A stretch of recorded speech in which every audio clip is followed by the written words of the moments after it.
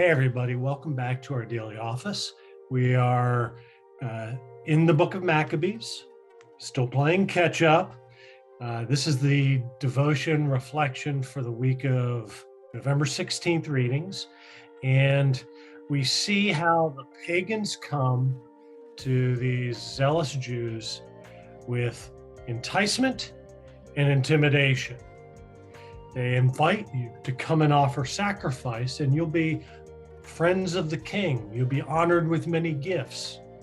Or we'll murder everyone you love in horrible ways. Take your pick.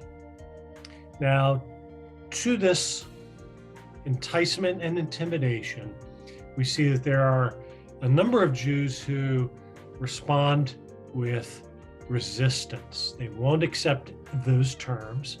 And there's a group that goes and hides from Antiochus Epiphanes' army. They go and hide, they are hunted down, and they refuse to fight on the Sabbath day, and they are all slaughtered.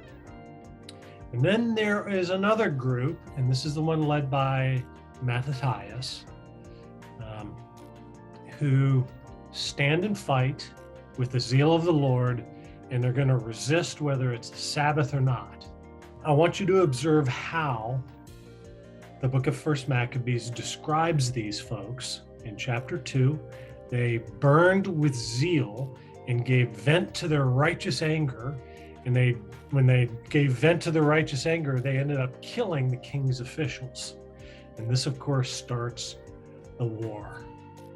They then go on to a campaign to not only resist the Syrian threat, but to also purify Israel, those who fall in for the enticement.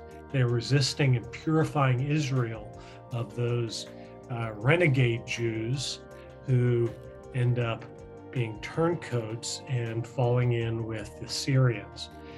And they also have a campaign to enforce the law mandating circumcision in Israel by going around and circumcising all the Jewish boys.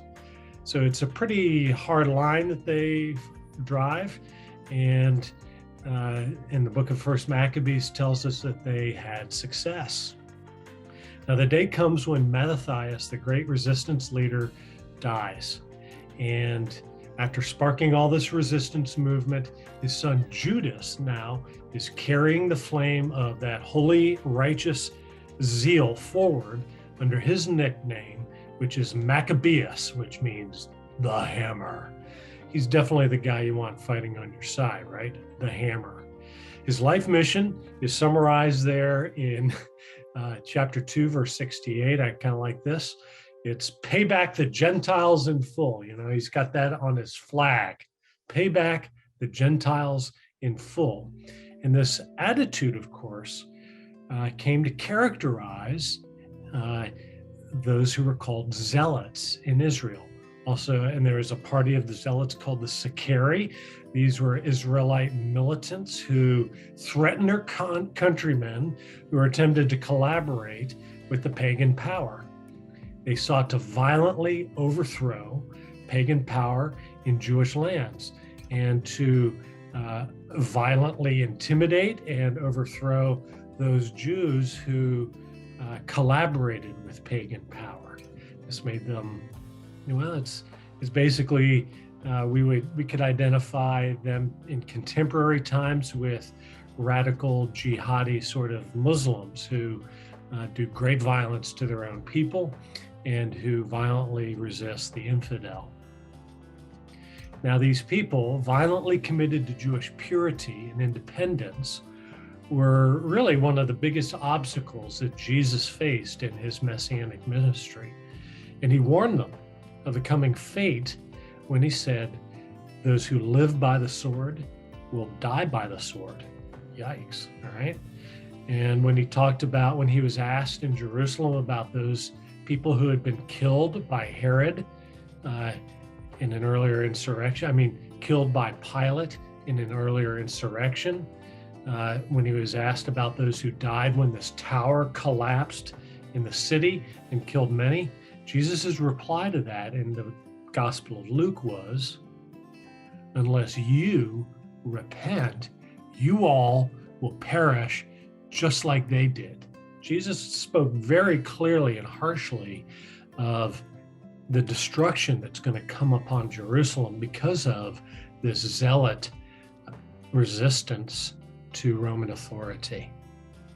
And remember when Jesus was carrying the cross out of Jerusalem and the women were weeping, wailing for him? He said, "Weep not for me, but for yourselves and for your children, for the destruction that is to come." So this style of zealous, violent, militant Israelite nationalism, we see how it works on the battlefield.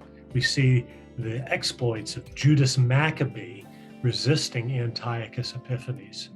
Now, when Antiochus decides to get serious about this annoyance that's going on down in the hills around Jerusalem and the threat that Judas Maccabee represented, well, he sends this mighty army to destroy the Jews. And it's just fascinating to read this account, how the Jewish forces prepare for battle. See how they trust God in the face of what are clearly impossible odds.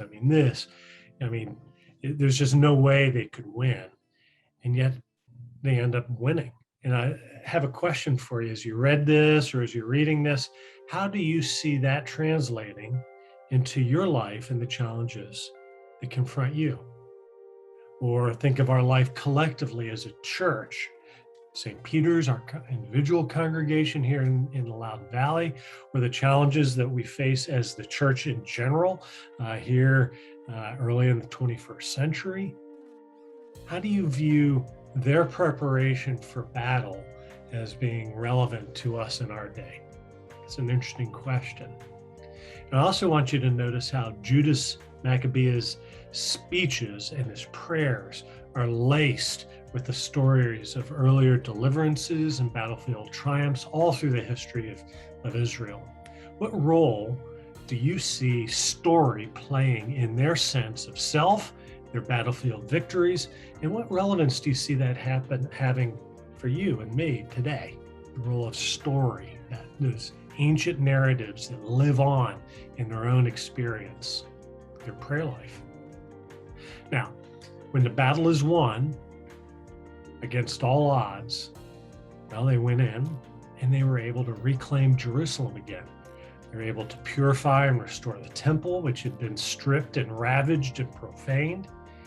And it's interesting to read the description of all the articles of the temple interior, the furniture pieces and whatnot.